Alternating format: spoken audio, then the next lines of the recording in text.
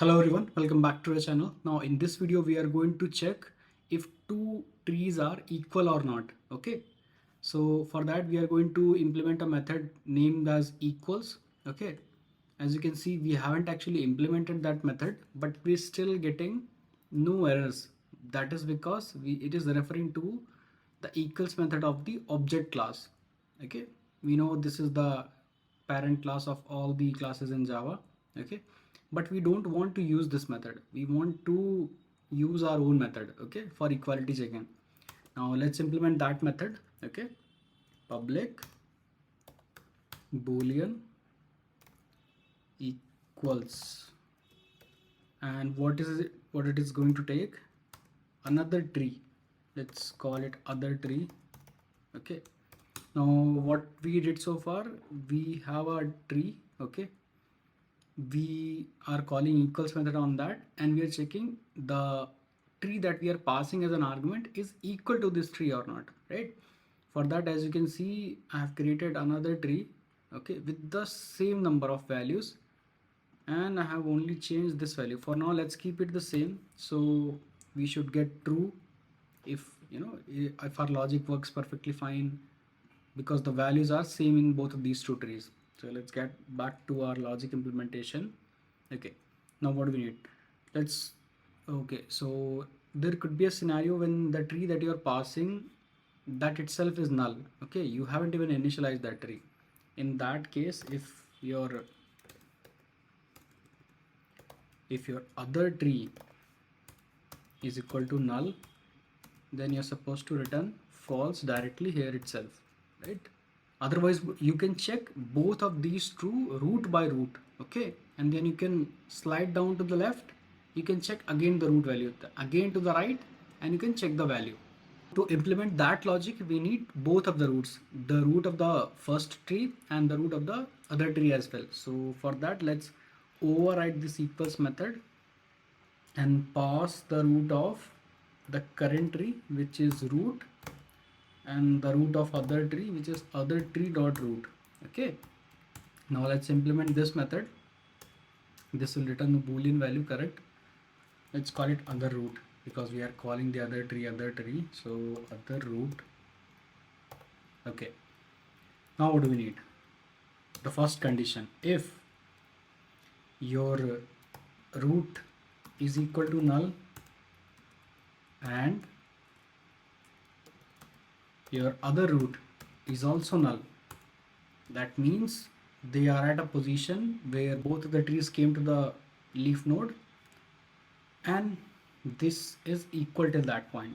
So this is a scenario where no matter how many times we are calling this equals method, if it's at the leaf node or maybe some other node, but if both are null at the same time, now that is a true condition for us, because still they are equal. Okay, so that's why we are returning true here. Okay, now the other condition: if your root is not equal to null and also your other root is also not equal to null, okay, that means both root has some value in them. So what can we do in that case? In that case we can actually compare their values. So root dot value is equal to other root dot value or not. If it is not equal, this will be false, obviously. If this is true, then what we are supposed to check, and if the left side value is also equal in both of the trees and right side value is also equal in both of the trees. How do we do that? We will, in this method, we are going to pass both of the roots. So root dot left child and other root dot left child. Also same thing we have to do for right child as well, equals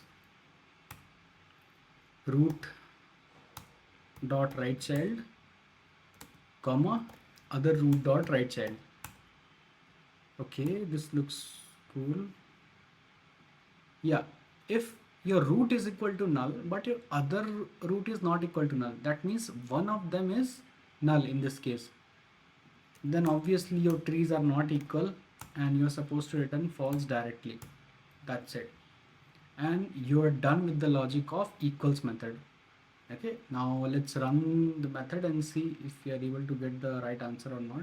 Currently the values are same, we are supposed to get true, and we are getting true. Perfect.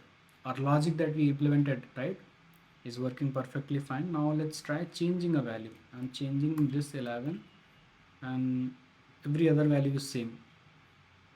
So now we are supposed to get false and we are getting false. So our logic is working perfectly fine what we are doing there. So we are checking if other tree is null or not. If null, we are returning false there itself. Otherwise we are checking equality for that current root and the other root value. We are passing that to another recursive method, and then we are comparing if both root are null, that means we can return true.